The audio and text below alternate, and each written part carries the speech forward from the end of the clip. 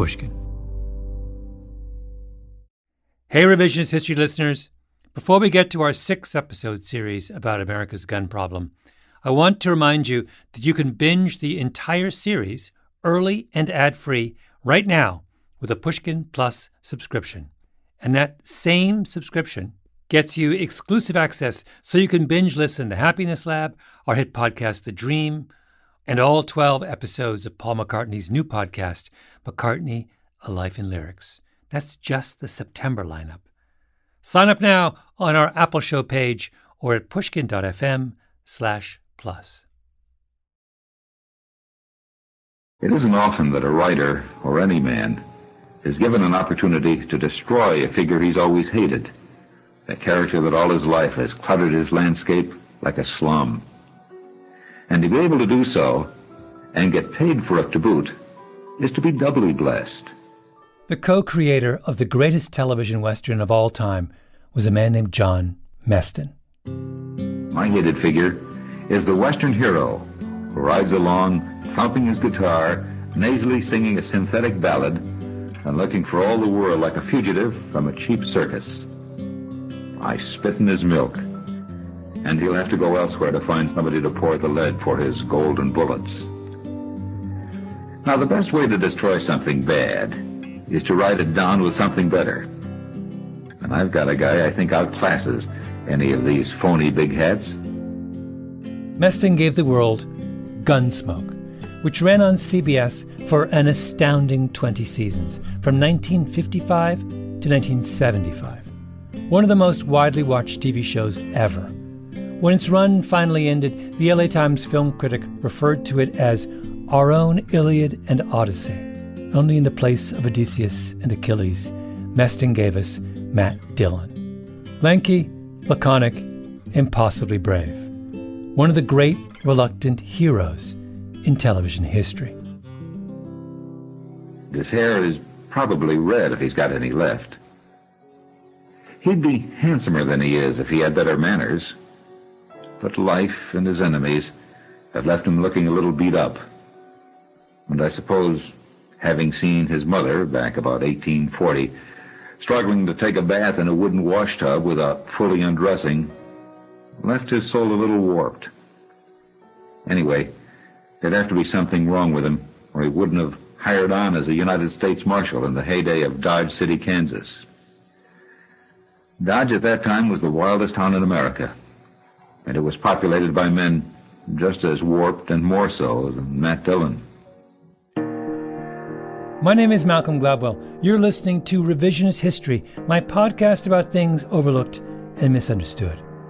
This episode is about Westerns and the long shadow they've cast across American life.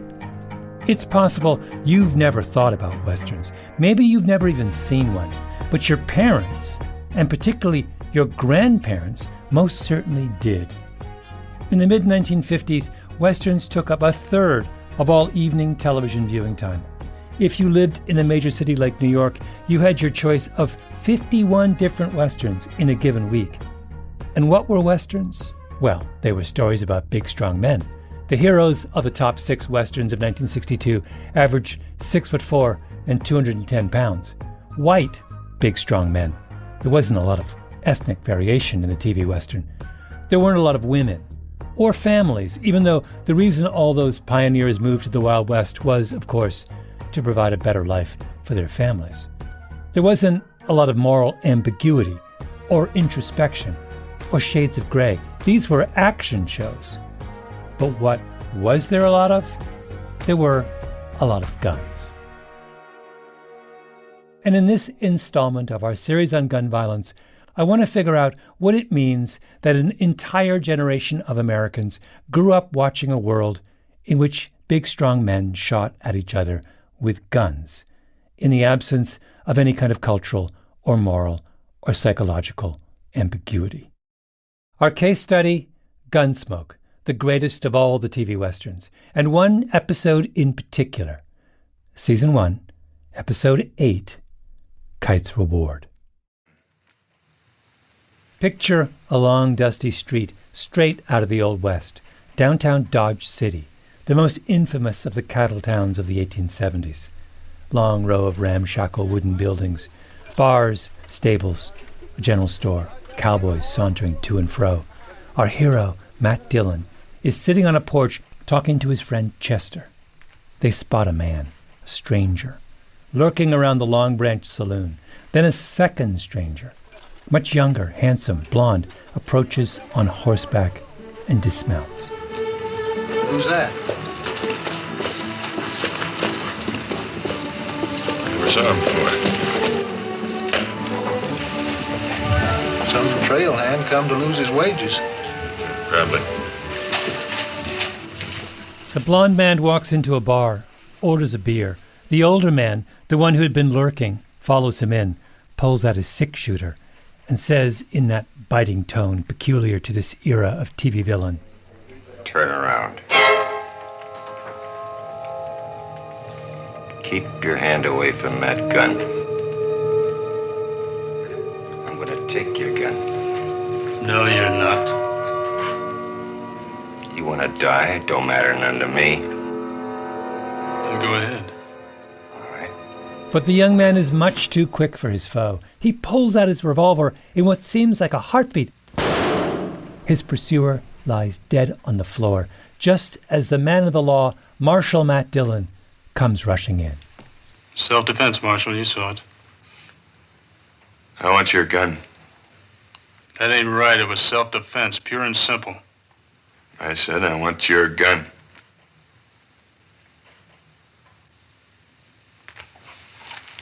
All right, take it. And Matt Dillon takes his gun away. Now, let's pause here, because this is a hugely significant moment. First thing, maybe an obvious thing, this whole scene is very American. CBS made a Western set in Canada at around the same time. It was about a Mountie named Sergeant Preston, who went around saving damsels in distress with the aid of an adorable dog named King. Sergeant Preston never resorted to violence. He relied on his wit, his courage, and the assistance of his adorable dog, King. How did every episode end? Sergeant Preston turns to King and says, "Well, King, this case is closed." I mean, how Canadian is that? It's one of my greatest regrets that during my Canadian childhood, we didn't have a television in our house, and so I never got a chance to learn of the role that large, fluffy dogs played in taming the Canadian North. Oh, but Gunsmoke? That's a different story. Episodes of Gunsmoke did not end with Matt Dillon saying, "Good doggy, good doggy." Second thing, why do we care so much about Gunsmoke? Because, and this is important, I'm trying to solve a puzzle having to do with the 2022 case of New York State Pistol and Rifle Association v. Bruin. The landmark decision where the Supreme Court ruled that a New York state law restricting handgun licenses was unconstitutional.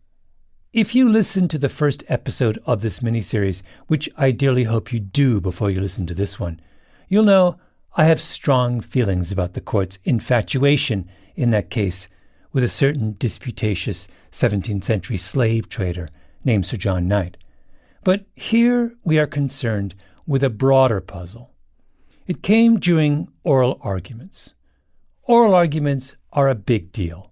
Lawyers for both sides gathered to present their arguments publicly before all the assembled justices. Arguments are tested, questions are asked. The whole thing goes on for hours. It's Daniel in the lion's den, one lawyer versus 9 of the keenest legal minds in the country. So, November 3rd, 2021, the Solicitor General of the State of New York is up at the front of the palatial hearing room. Barbara Underwood, serious glasses, kindly smile. Kind of looks like your grandmother. That is, if your grandmother had argued 22 cases before the Supreme Court. Mr. Chief Justice, and may it please the Court, for centuries, English and American law have imposed limits on carrying firearms in public in the interest of public safety. She begins with a detailed explanation of how New York State is justified in not letting anyone carry a handgun who wants to carry a handgun. But then she's interrupted by Samuel Alito, one of the most conservative members of the court and almost certainly the grumpiest.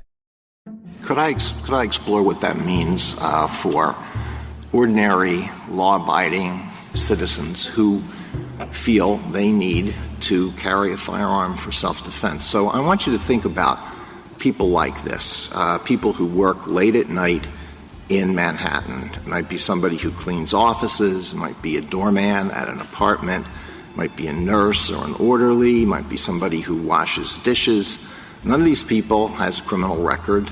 They're all law-abiding citizens. They get off work around midnight, maybe even after midnight. They have to commute home by subway, maybe by bus. When they arrive at the subway station or the bus stop, they have to walk some distance through a high-crime area. They're scared to death, Alito said, so why shouldn't they be allowed to carry a handgun on their subway ride home? Now, it should be pointed out that Barbara Underwood has spent years working in the DA's office in Brooklyn, Manhattan, and Queens. She's a New Yorker. She's familiar with the subway. Alito, meanwhile, is a kid from New Jersey, went to school at Princeton, worked most of his life in the New Jersey suburbs before moving to the Washington, D.C. suburbs. I'm going to guess that most of what he knows about the New York subway is from old Beastie Boys videos that he was trying to stop his kids from watching. So Underwood says, as any longtime subway rider would say, I think the extra problem in Manhattan is that your hypothetical quite appropriately entailed the subways, entailed public transit, and there are lots of people on the subways even at midnight, as I can say from personal experience, and the particular specter of a lot of armed people in an enclosed space. There are a lot of armed people on the streets of New York and in the subways late at night right now, aren't there? I don't know that there are a lot of armed people. No? First thing here, Alito clearly thinks New York City is some kind of modern-day Dodge City. It's not, of course. It's one of the safest big cities in the country. The number of gun crimes per capita in New York City is a fraction of what it is in, say, Jacksonville, Florida, or New Orleans, or Birmingham, Alabama, or literally dozens and dozens of other American cities. New York City is an exception to the general tide of violence in the United States, in part because of the law that the Bruen case seeks to overturn. But whatever. Something about the idea of New York City makes Justice Alito very nervous. And he thinks, as a result, the prudent course for any late-night commuter is to be packing heat. But Underwood knows different. There are a lot of people on the subway, even at midnight, as I can say from personal experience. Lawyers work late. Lots and lots of times, she's taken the 2 or the 3 or the 8 train back home at night. She did not find the experience as terrifying as Justice Alito apparently believes it to be.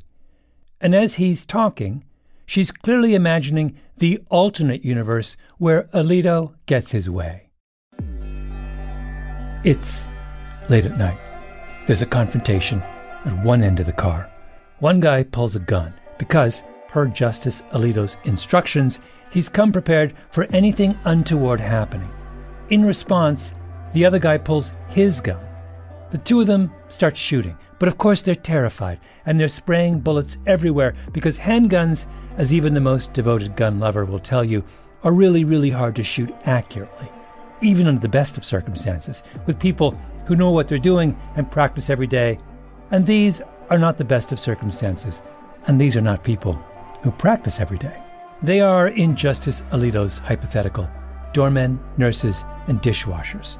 People who have worked long, hard days and are exhausted and have kids at home and don't exactly have the time to drive to a shooting range every weekend and fire through 200 rounds. So there's bullets everywhere. And everyone else on the train is screaming and rushing to one end of the car and hammering on the doors and climbing over each other to get out, but of course they can't. There's glass everywhere because one of those errant shots took out a window, blood on the floor. A third person and then a fourth pull out their handguns because everyone's gotten handgun fever. And just then, the train goes underneath the East River for like 2 minutes. And the lights go out, which they sometimes do. I mean, I guarantee you, as someone who has taken the subways, like Barbara Underwood, for most of my adult life, this is the number one nightmare scenario of every single New Yorker. But not for Samuel Alito of Hamilton Township, New Jersey.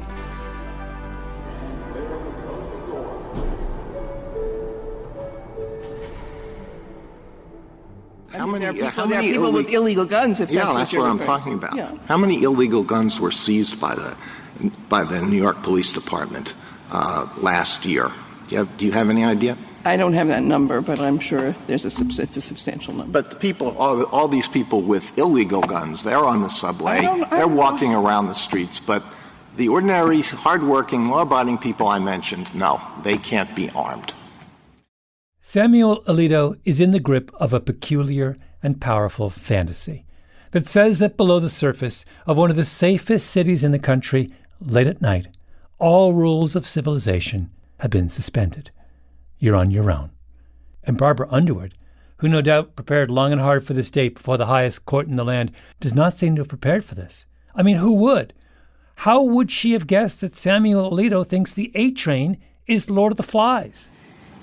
Well, I think the subways when there are problems on the subways, are protected by the transit police is what happens, because the idea of proliferating arms on the subway is precisely, I think, what terrifies a great many people. The other point is that proliferating guns in a populated area where there is law enforcement jeopardizes law enforcement, because when they come, they now can't tell who's shooting, and the shooting proliferates and accelerates. She's trying really, really hard at this point, not just to say, "Are you effing kidding me, Jersey boy? Have you ever ridden a subway before?" But Barbara Underwood is a lawyer of long experience. Her obligation is to her client, not her own mounting feelings of incredulity. So she takes a deep breath and holds it in. And in the end, that's why there's a substantial law enforcement interest in not having widespread carrying of guns. So here's the puzzle. Where did this completely lunatic idea come from? How did Samuel Alito, legal powerhouse, come up with this weird, violent fantasy where the best path to ensuring the safety of a subway rider is to encourage that rider and all of his fellow commuters to stuff a handgun in their waistband and face down their assailant mano a mano on the A train as it passes underneath the East River? There are countless law review articles devoted to the origins of the American love affair with guns, histories of the evolution of our thinking about the Second Amendment. When confronted with a powerful idea, we assume that it has deep and serious roots. But come on. This isn't an idea. It's a fantasy. And where do fantasies come from? From the stories we're told in childhood. When I look at grown-up Samuel Alito dreaming about bad guys on the A train, I think of little Sammy Alito growing up in the 1950s in Hamilton Township, New Jersey. And I wonder, did he watch one too many episodes of Gunsmoke? In particular, episode 8 from season 1, Kite's Reward.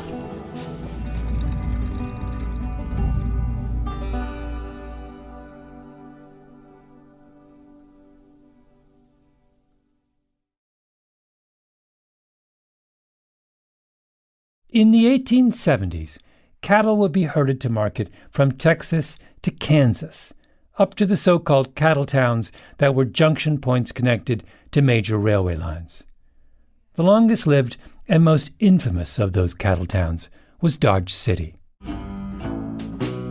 It sits on the banks of the Arkansas River and was connected by rail to the east to Kansas City. In its heyday, Dodge City was like Fort Lauderdale during spring break, only with a fraction of the girls. Just lots of young men, alcohol, and guns. 1,200 full-time residents, 19 bars, filled with fortune seekers, buffalo hunters, cowboys, gamblers, desperados, what they call in westerns, hard characters. Here's a typical Dodge City story that appeared in the Wichita Beacon in November of 1872. 3 or 4 Texas men the paper reported, took over the Kelly and Hunt dance hall. One of them made whiskey and sugar free to everybody, while the others kept up the dance, music, and condiments until daylight. I think you're getting the picture.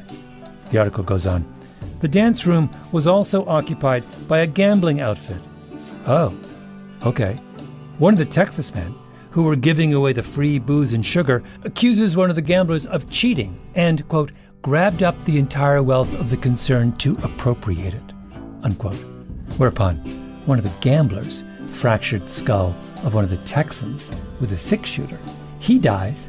The cowboys come to the aid of their fallen comrade. There's a gun battle. 2 more are shot dead. A 3rd wounded. The bodies are thrown out onto the street. And here's the crucial detail. The party goes merrily on. That's Dodge City.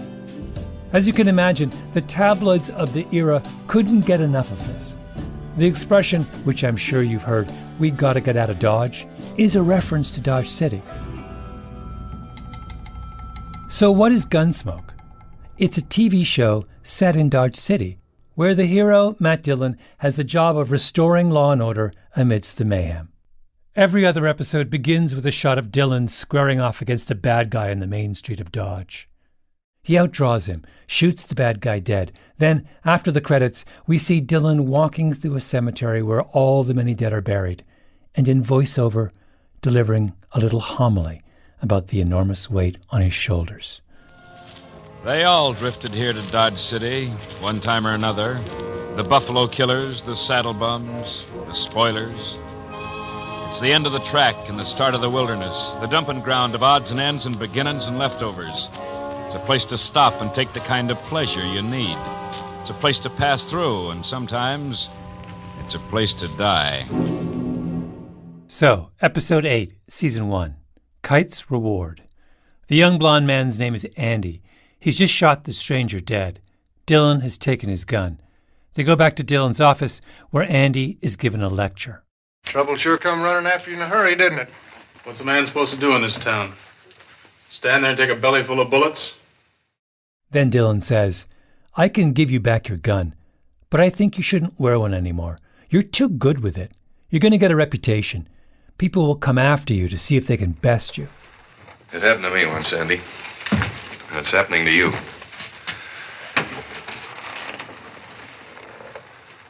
Anybody who can use a gun the way you can has to make a choice.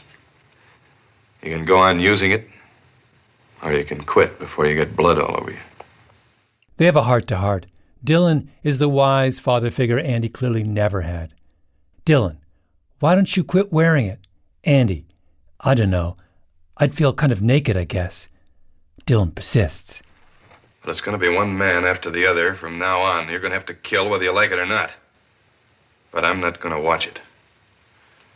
Now, you leave that gun off, or you get out of Dodge and go do your killing somewhere else. Finally, Andy agrees, unbuckles his gun belt, hands over his 6-shooter and holster. All right, let's pause once again, because there are so many things to discuss. First of all, let's deal with the non-trivial matter of the homicide that just occurred inside the Long Branch Saloon. To help put this event in some kind of statistical perspective, I recruited the services of my very able assistant and producer, Tully Emlin. Okay, so a couple weeks ago, I gave you an assignment. Just describe for us the assignment. So the assignment was to watch, well, first you said to watch all of Gunsmoke. Which is bananas. Yeah, it's like 20 seasons, something like that. Yeah. But then the assignment turned into watching the first 2 seasons of Gunsmoke. Tully ordered the complete Gunsmoke collection on DVD. Do you even know what a DVD is? Like, this is like so prior generation. Oh, I grew up watching DVDs. Just checking. But I don't have a DVD player, so I got the DVDs and then I wound up having to watch on my roommate's PS4, which was kind of funny. This is the first time in human history someone watched Gunsmoke on a PS4. I think on a so, PlayStation. yeah. There are 39 episodes per season, so Tully watched 78 in total, a statistically representative sample. Yeah, so the assignment was to watch every episode and make note of any time there's a gunshot and any time there's a homicide. So I counted any time somebody was killed on purpose. So there's a few instances of someone accidentally getting shot, and I didn't count that as homicide. And and then you created a kind of an Excel spreadsheet. Yeah. And in which you also described the nature of the shooting. Yes. Yes. And so give me the bottom line on the statistics of number of gunshots and homicides in the first 2 seasons of Gunsmoke. All right, let me just pull this up really quick. Okay, so starting with season 1, we had a total of 212 gunshots in the whole season. And this includes gunshots in the air, just to scare people or something like that. And then of those 212, 132 were shots specifically pointed at people. There were 59 homicides, and 46 of those homicides were from gunshots. Okay, and then season 2? So the number of gunshots that I counted for season 2 was 151. Of those, there were 52 homicides, and of the gunshots in total in the season, 111 were pointed specifically at people. As far as I can tell, Tali performed the first ever statistically rigorous forensic analysis of the Gunsmoke archive.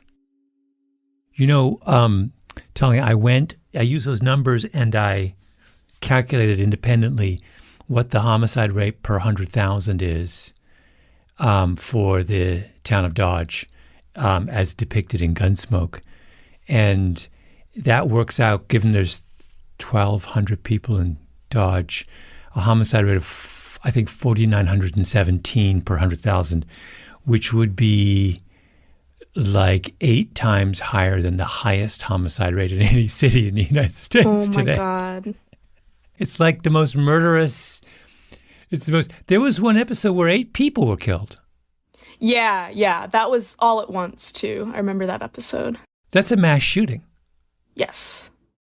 The writers of Gunsmoke were committed to portraying Dodge City as a very, very dangerous place. Now, was Dodge in real life that dangerous? Was it actually the case that a river of blood flowed through the center of Dodge City, Kansas in the latter half of the 19th century? There was so much myth-making that surrounded Dodge City that for the longest time people assumed that the mythical Dodge City and the actual Dodge City were the same. This was the Wild West. But a homicide is a matter of record. Towns, even deeply dysfunctional towns, collect death certificates.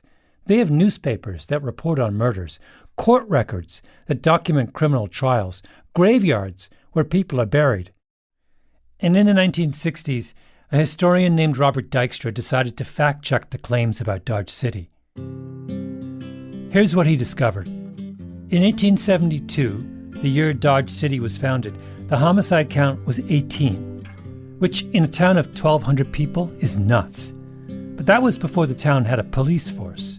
They promptly got themselves a county sheriff, and for the next couple of years, there are no homicides at all. And for the 11 years that follow, until the cattle trading period ends, Dodge City averages 1.6 homicides a year, which is still a lot for a small town, but not that bad for a place that's basically spring break on steroids. The real Dodge City is nothing like the mythical Dodge City. The real Dodge City is proof that law and order works. You bring in a lawman and the place goes back to normal, which is 100% the opposite lesson of television's Dodge City, isn't it? Gunsmoke says that you can be blessed with a diligent, wise, rangy, indefatigable, courageous U.S. Marshal, the legendary Matt Dillon, and he will invariably catch the bad guy and gun him down on the street, but at the very thing that police are supposed to do, and in fact do in the real world, that is, stop murders from happening, Matt Dillon is helpless. He's the U.S. Marshal for Dodge City for 20 seasons, and the bodies just keep piling up.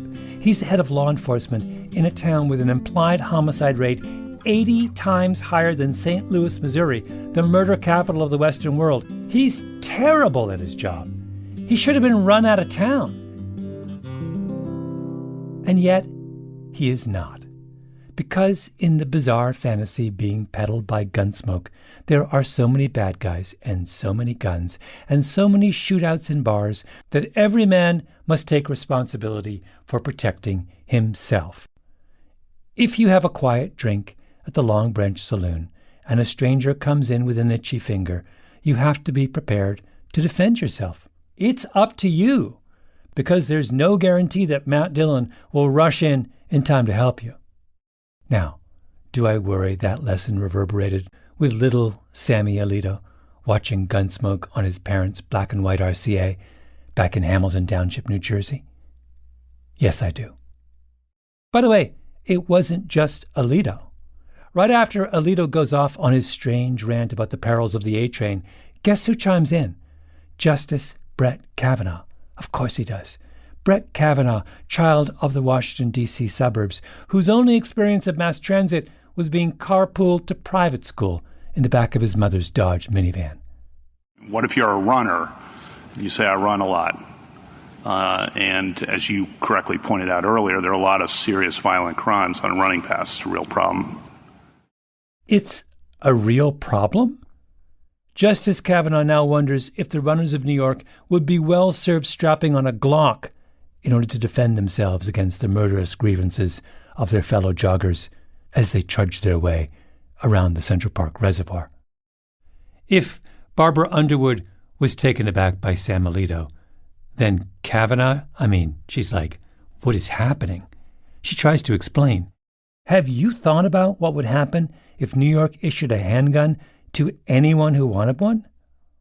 The problem with the shall issue regimes is that they multiply the number of firearms that are being carried in very densely populated places, and there is a much higher risk, without assuming any ill intent on the part of the carriers of weapons. They greatly proliferate the likelihood that mistakes will be made, fights will break out. Barbara Underwood dearly does not want to find herself in the middle of a gun battle when she walks her dog around the reservoir on a Sunday morning. But she's not up against a rational argument here. She's up against a fantasy shared by a whole group of middle-aged men on the Supreme Court. The fantasies of little boys who once spent too many hours in front of the television.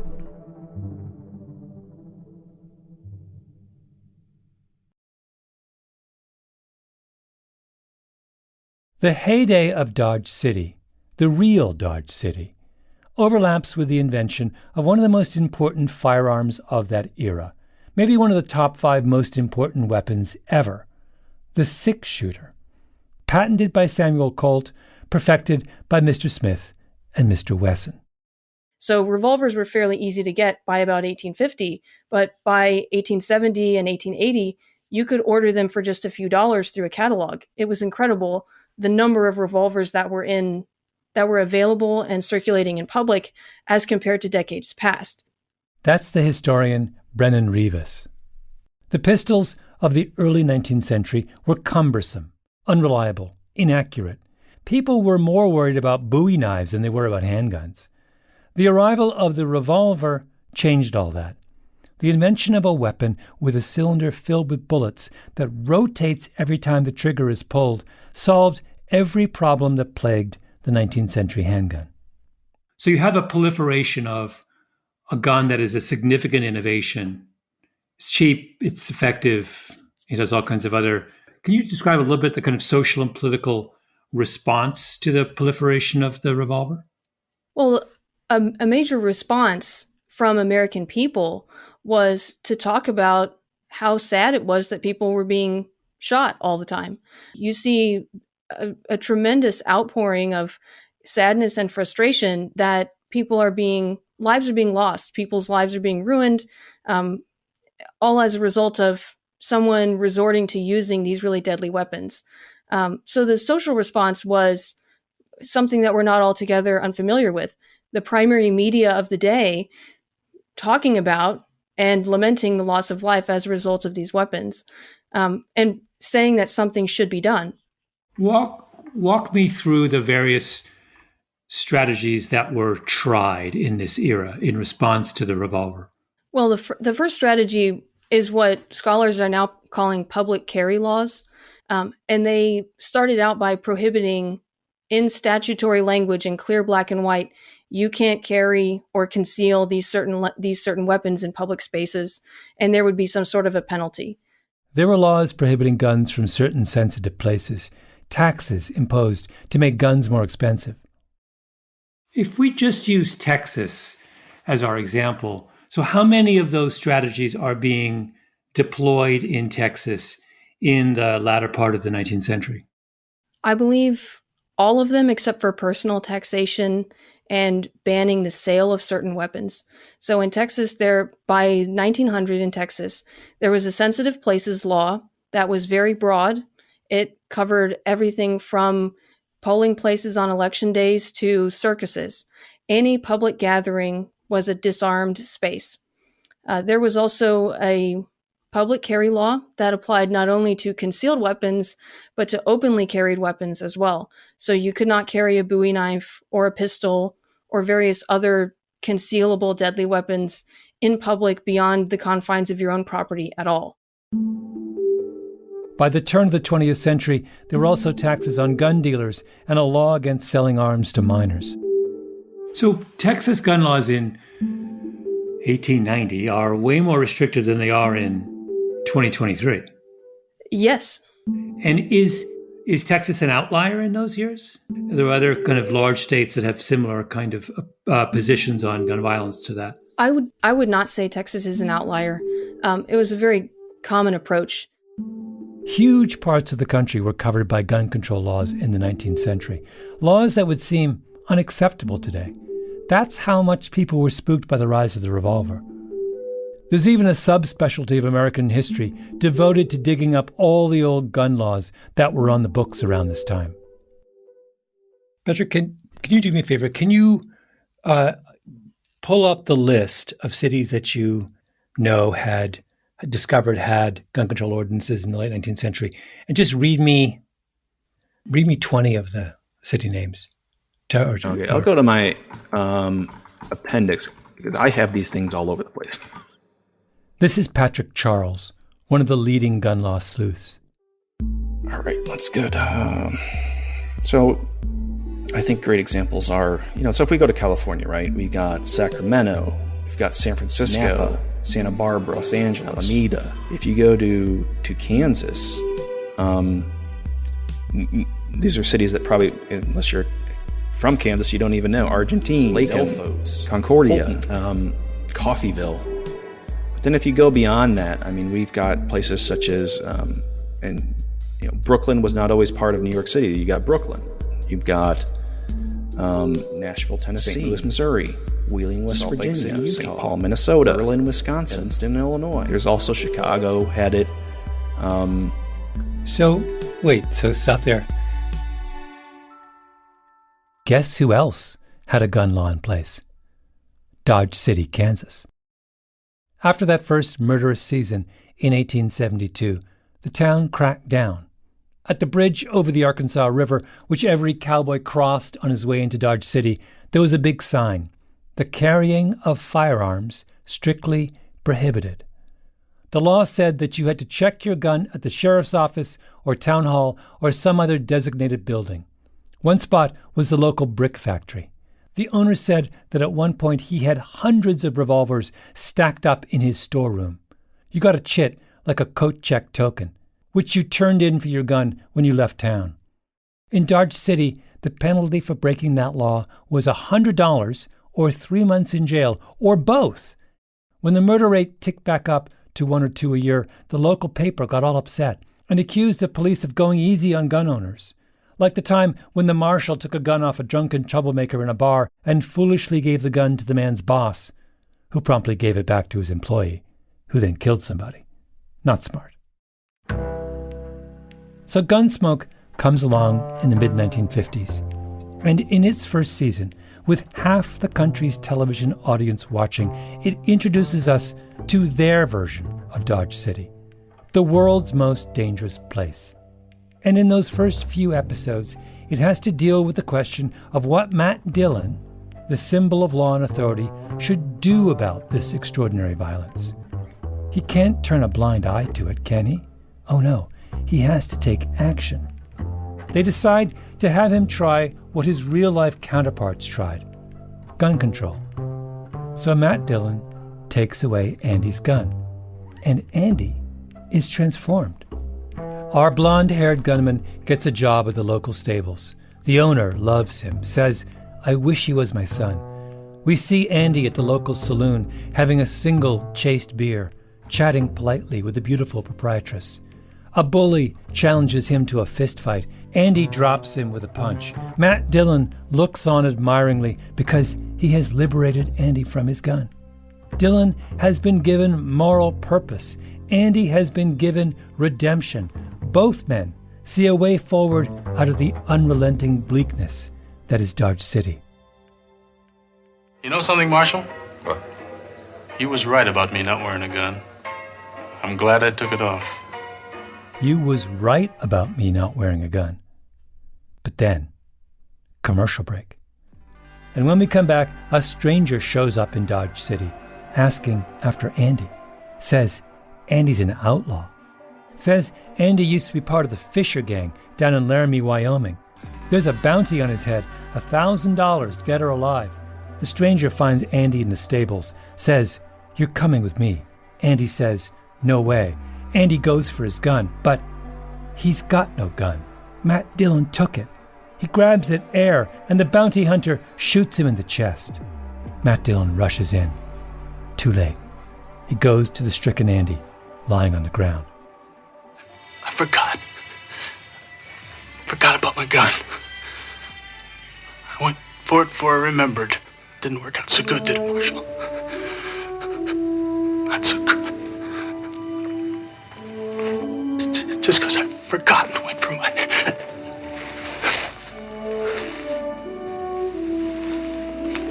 He dies, and the bounty hunter turns to Matt Dillon. He went for his gun. I had to kill him. Dillon is gazing, grief-stricken, into the endless prairie horizon. No, you didn't kill him. What? I killed him. And somewhere in the suburbs of Hamilton Township, little Sammy Alito, already dreaming of one day wearing the long black robes of the High Court, learns a lesson he will never forget. Guns don't kill people. Gun control does.